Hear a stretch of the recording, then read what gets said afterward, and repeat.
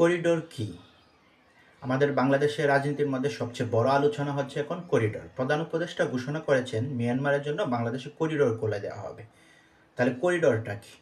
করিডোরটা হচ্ছে কোনো দেশে যদি সংঘাত সৃষ্টি হয় সেই দেশের নাগরিকদের যাতে জীবন রক্ষা পায় এবং মানবিক সহায়তা পৌঁছে দেওয়া হয় সেই জন্য একটা সেফ জোন।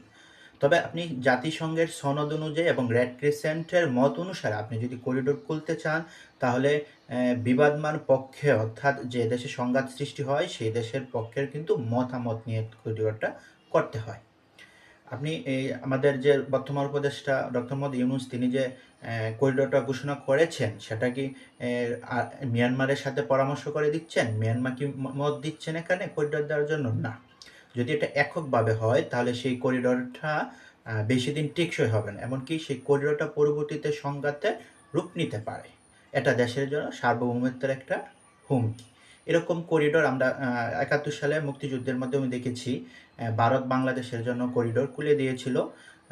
আমরা সেখান থেকে অস্ত্র এবং ট্রেনিং পেয়ে আমরা বাংলাদেশে মুক্তিযুদ্ধ করেছিলাম।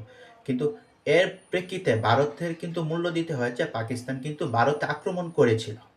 এখন আমরা যে মিয়ানমারের সাথে আমরা করিডোরটা খুলে দিচ্ছি, ওরা এখানে আসবে, এটা কি সামরিক করিডোর হয়ে যায় কিনা?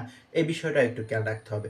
ওরা যদি এখানে আসে এবং ওরা যদি এখান থেকে অস্ত্র পায়, ট্রেনিং পায়, তাহলে এটা কিন্তু অবাক হব না যদি আরাকান আর্মিও যদি বাংলাদেশে আক্রমণ করে, সেটা কিন্তু অবাক হব না। বিশ্বে কিন্তু এরকম নজির আছে যে দেশে করিডোর খোলা হয় এবং বিবাদমান পক্ষ যদি সেটা মতামত না দেয়, তবে কিন্তু সেই দেশে আক্রমণ হয়ে যায়। এরকম আমরা আমাদের মুক্তিযুদ্ধের মাধ্যমে সেটা দেখতে পাচ্ছি।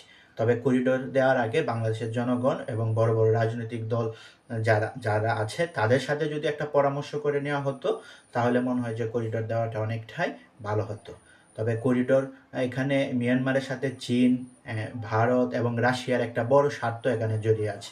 এখানে বাংলাদেশের মতো একটা ছোট দেশ তাদের স্বার্থের বিরুদ্ধে শুধু আমেরিকার কথায়, জাতিসংঘের কথায় আমাদের পার্শ্ববর্তী রাষ্ট্রগুলোর সাথে এরকমটা জড়ানোটা মনে হয় ঠিক হবে না এবং হয়নি।